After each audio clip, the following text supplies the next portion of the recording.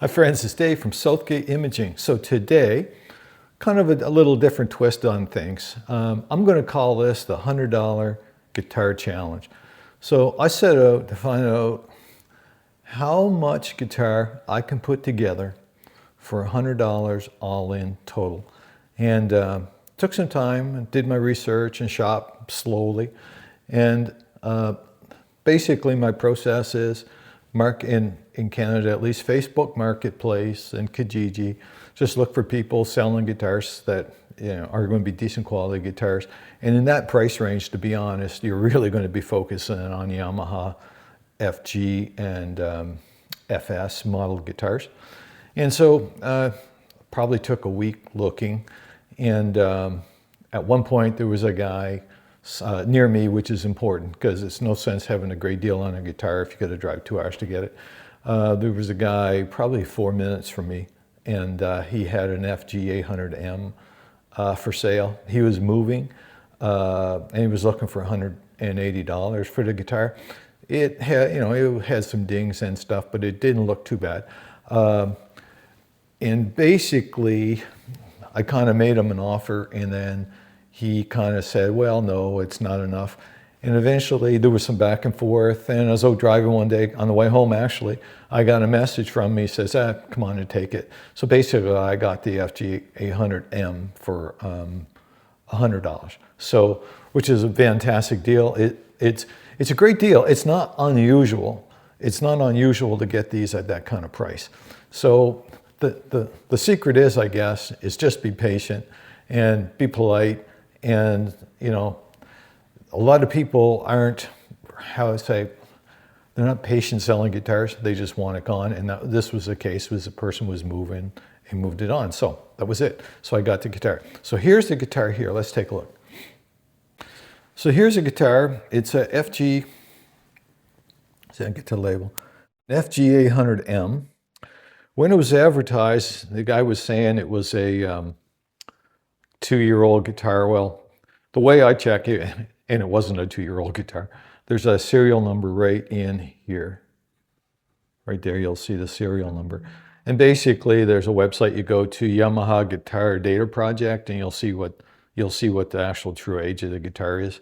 This guitar was built in 2018, so that's a far cry from 2 years. So whatever people tell you on Marketplace, use it as a grain of salt. Actually, a good pro tip, I guess, is always, when you're going, actually before you go, you can ask the serial number. Some people are hesitant to give you that because they're like, what's this guy up to? If I got more money in a guitar, I'll always go and check the serial number at Long McQuaid, make sure there's not a lien on the guitar. $100 guitar that's 10 years old or 8 years old, whatever this one is, I'm not that worried about it. Most of the liens are paid off after a year. That's the way Long McQuaid works. So, but you can use it as a negotiating thing when you're on the doorstep kind of thing. If they're telling you that it's a 2-year-old guitar and it turns out to be a 10-year-old guitar, you kind of question anything else they're going to say, and sometimes you can use that to your advantage. But anyway, here's a guitar, and it's not in bad shape. If I go through with a watchful eye, there's small little blemishes on the headstock, small little blemish right here. The top, it's just a few little dings, whatever. There's nothing really bad. It's basically a pretty solid guitar. The most important thing when you're buying these is to make sure the bridge isn't lifting and the top isn't really bowed up here. What I do is I always check with a paint stick. Here, I'll show you how I do that. So what I always do, I take a paint stick and lay it here just under the bridge. And if you notice, a flat top isn't flat. So if you go to there, you'll see a little deflection. In this case, it's about 1/4 inch across the top. And that's absolutely fine. A flat top isn't flat. If you put a straight edge across a brand new guitar, it's always bowed up a little bit. That's just the way they are. But in this case, even though it's a 8-year-old guitar, and I know it wasn't humidified ever, there's about an eighth of an inch on each side. You'll see that. Why I take a paint stick is it's just they're just long enough to go across the top of the guitar, really. And if I happen to forget them, it's no big deal. I get lots of paint sticks. So that's important. And what you're really looking for, you can take a piece of paper and try to put it underneath the bridge, or sometimes the wings of the bridge here. They'll have a little lifting, and this has no lifting. So you basically, if you go with a piece of paper all the way through here, there's nothing. Oh, another little blemish here. I'll probably clean that off. I think it was like a paint or a scrape, but these are just small things. The strings are absolutely dead on this thing. It was like, you play it for like 30 seconds, you're like, oh yeah, these are bad. I believe these are the original strings. The way you can sometimes tell is just the way they're tied. They're tied up onto themselves. That's kind of a standard kind of way that Yamaha does, and most factories do them that way now. And most owners don't do it that way, so you can pretty well tell that that's the factory strings. So these are 8-year-old strings, so that's really dead. Almost any strings on this guitar is going to sound a whole lot better. So when I'm buying a guitar, that's the most important thing I'm looking for. Obviously, you try to play it, and you take as much time as you can to inspect a guitar. But generally, you got like 2 minutes, and to me, this is the most important thing. You can always look at fret wear. Fret wear right here is very minimal. I mean, very, very minimal. That'll clean up no problem. I use a nail file, a fingernail file things to clean those up. That's no problem at all. The back is absolutely fine. Sides, there's no funky thing going on at the neck or anything like that. Why I like these Yamaha guitars is, like I say, here's an 8-year-old example that probably had 0 maintenance, and it's still quite playable. There's really no issues. In fact, I could probably just put on strings now and it would be playing fine. But what I noticed yesterday, actually, well, there's three components to a setup. One is the neck relief here, one is the nut height here, and one is the saddle height. So if you go to Long & McQuaid and pay them, $100 for their setup, a lot of times all they're really doing is adjusting the neck relief. And then if they got to go deeper, the order you do these in, you're going to do the neck relief, you're going to do the nut, and then you're going to do the saddle. And a lot of times with these old Yamahas, you can basically just get along with setting the neck relief. So then the truss rod nut is right in here underneath the serial number, actually. And you just take the Allen key that comes with the guitar. I got like a zillion of them now. And what you're looking for is just... So what you want to do to adjust the relief, you basically capo on the first fret, take your finger and put it down on the 12th or 14th fret, and around the middle here, 6th or 8th fret, you're just looking for it just to kiss that fret. It's just sitting on top. You don't really want it on top. You want a little relief. And so last night, I basically just put in a truss rod wrench, basically put it in here, and if you want to tighten it to move the strings down, you turn it to the right. If the strings are sitting on top of that, you want to add a little relief, you turn it to the left. If it doesn't have any relief and the frets aren't perfect, what you're going to find is you're going to get a little buzzing. So that's the first adjustment. And a lot of times with most guitars, to be honest, I could leave this guitar the way it is after the truss rod adjustment yesterday. I'll probably, I think I'm going to leave the nut height for now, and I think I'm going to just take the saddle down just a touch. The action, you can see it there. Let's see. Normally you can measure these. I just know where I like them. And this one can come down just a touch, but you could even get by with it. So like I say, here you have an 8-year-old guitar, and really all it really needed was a truss rod adjustment. I'm going to do the saddle just for like really preventative, I guess. I'll just take it down a bit. Just be careful when you're taking down the saddle that you don't take it down too much. I'll just take this off and do that. The other thing is I'll do a good cleanup with it, just with a damp cloth, get all the dust and crud that's on there, especially the fretboard. So this is the time to do a good cleanup on this, because you got all these dusty surfaces here that you can't get to with strings on. So I'll go and clean that up. I'll also pop out the saddle, and basically I just take a bit of the same paper. I could put a line on there, but I know what I'm looking to take off. I'm just going to take up just a fraction off of that. The action's good, could just go a touch lower. Again, the relief on this I set last night. Actually, I like it to acclimatize in the host, and it's real good. So this just needs a little cleanup right now, and it needs some lemon oil just to kind of freshen up the fretboard.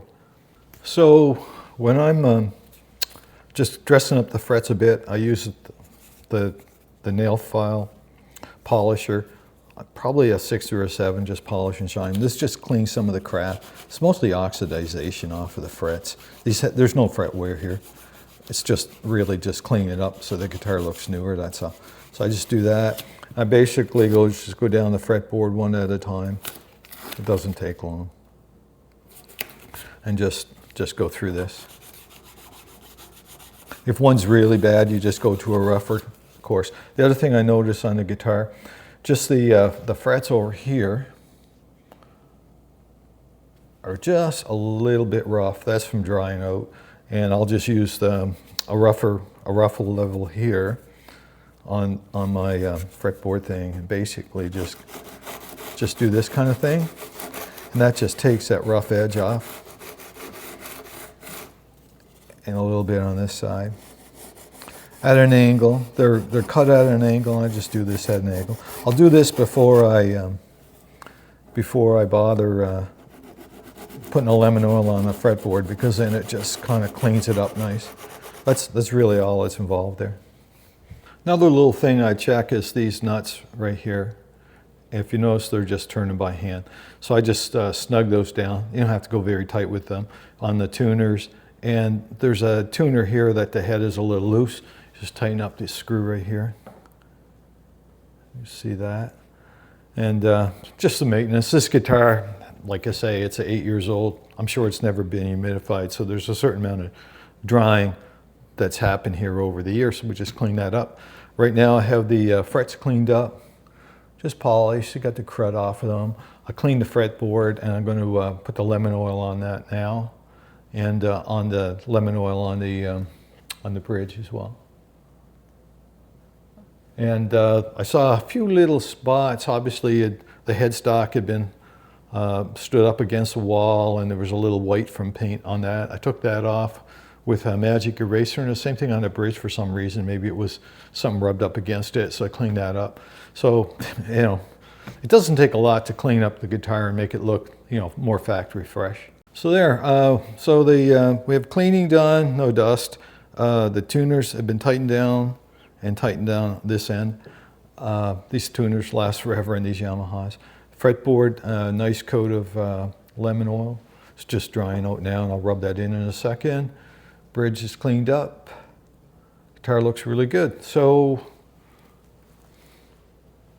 that's it so far. So next step is I'll pop the strings on, and I was going to just a little bit of work on the saddle. I get a piece of sandpaper. I'll just take this down, just take a fraction off the bottom, but for the most part, the action is pretty good on this, so we'll get started with that. Okay, strings are on, tuned to pitch. Not a bad looking guitar at all.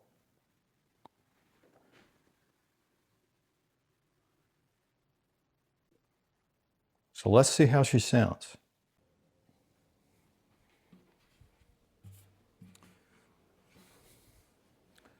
So friends, that's the FG800M setup done.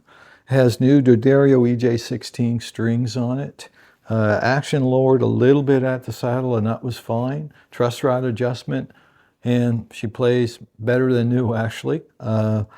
It's just a really nice instrument. For the $100 challenge, man, I don't know. I don't know what can beat these, really. Maybe an FS800, I guess, because, you know, they're all really good guitars.